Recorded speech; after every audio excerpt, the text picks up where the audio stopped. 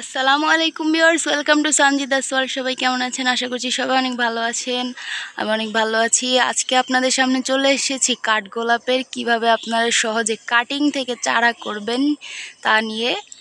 So আশা করছি সবাই ভিডিওটি খুব মনোযোগ সহকারে দেখবেন। আজকে এই ডালটি থেকে থেকে চারা করার চেষ্টা করব। এটা অবশ্য অনেক বড় একটা ডাল, তবে এটি খুব প্রয়োজনেই কাটা হয়েছে। আর এটি হচ্ছে এই যে এই জাতটি থেকে এই ফুলটি, আর দেখতে খুব মিষ্টি একটা কালার, মাঝখানে অনেক গাঢ় হলুদ বা কমলা কালারও ধরা যায়, আর সাইড দিয়ে হচ্ছে গোলাপি। ভিউয়ার্স, এর মধ্যে আমি নিয়েছি 40% ভার্মি কম্পোস্ট, 40% নিয়েছি কোকোপিট নিয়েছি এবং 20% নিয়েছি বালি, এবং হাড় গুঁড়ো নিয়েছি 5%। 2 চামচ নিয়েছি নিম খৈল, এবং আমি 2% নিয়েছি ফাঙ্গিসাইড। এবং তারপর এই মাটিটা তৈরি করেছি। আর এগুলো বোতল কেটে নিয়েছি, কোনো সমস্যা নেই। আর সাদা বোতল নিয়েছি যেন খুব সহজে শেকড় আসলে দেখতে পারি। আর 2টো ছিদ্র করে নিয়েছি যেন পানি দিলে পানি এখানে না জমে। তো এবার দেখাবো কাটিংটা আমি কিভাবে কাটবো। আর কাটিংটা কাটার সময় কিন্তু আমরা ডালের মধ্যে এই যে বড় পাতাগুলো রয়েছে এগুলো রাখবো না, এগুলো একদমই কেটে দিব। তবে একদম গোড়া থেকে টেনে তুলবো না, যেন কষ বেরিয়ে না যায়। আর যেই ফুলের ইনফ্লোটা রয়েছে এটা আমরা ছিঁড়ে ফেলে দিব, কেটে সেখানেও ফাঙ্গিসাইড লাগিয়ে নিব। ভিউয়ার্স, এই পর্যায়ে আমি যে কাজ করব তা হচ্ছে এই যে এভাবে পাতাগুলো কেটে দিব। আর কাণ্ডর সাথে একদম ঘেঁষে কাটবো না, তাহলে কিন্তু পচে যাওয়ার সম্ভাবনা থাকবে। আর আমি অবশ্য এগুলো কেটে তারপর ভালো করে ফাঙ্গিসাইড লাগিয়ে দিব। আর আমাদের জন্য সবচেয়ে ভালো ফাঙ্গিসাইড হচ্ছে সাফ বা ম্যানসার। আপনারা এই দুটো থেকে একটা ব্যবহার করার চেষ্টা করবেন। যত বড় পাতা আছে সবগুলো কেটে দিব।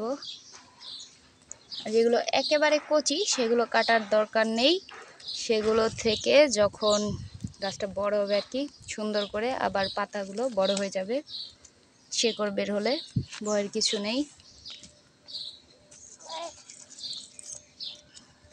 আর অবশ্যই এগুলো খুব ধারালো কিছু দিয়ে কাটার চেষ্টা করবেন।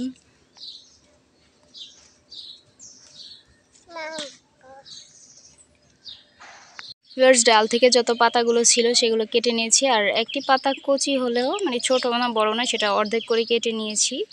তো তারপরে তো ম্যানসা লাগবে। আর ডালগুলো হচ্ছে 10 থেকে 12 ইঞ্চি নিলে, যেটা হচ্ছে টপ কাটিং, সেটি কাটলে ভালো হয়। আর ছোট যেগুলো সেগুলোও মোটামুটি 1 ফিট নিলে সবচেয়ে বেটার।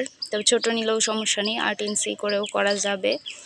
তো আমি আমার ডালটিকে প্রথমে 2 ভাগ করব, তারপর দেখি কি হয়।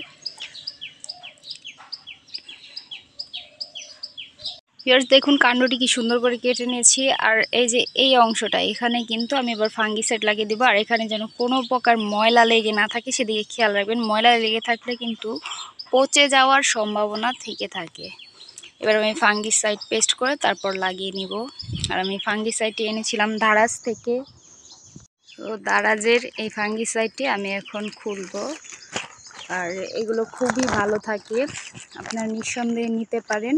শুধু যে সেলার থাকবেন তাকে আপনারা তারিখগুলো দেখে তারপর দিতে বলবেন। আমি যেটি নিয়েছি সেটি হচ্ছে ম্যানসার 75 WP। এর মধ্যে রয়েছে কার্বেন্ডাজিম 12%, WP 75%, এবং রয়েছে ম্যানকোজেব 63%। আর এটি 100 গ্রাম ছিল। আমার টোটাল খরচটা অনেক বেশি পড়েছিল, 201 টাকার মতো পড়ে গিয়েছিল। কারণ আমি ঈদের আগে এটি হচ্ছে অর্ডার করি, যে কারণে আমার খরচটা অনেক বেশি পড়েছিল।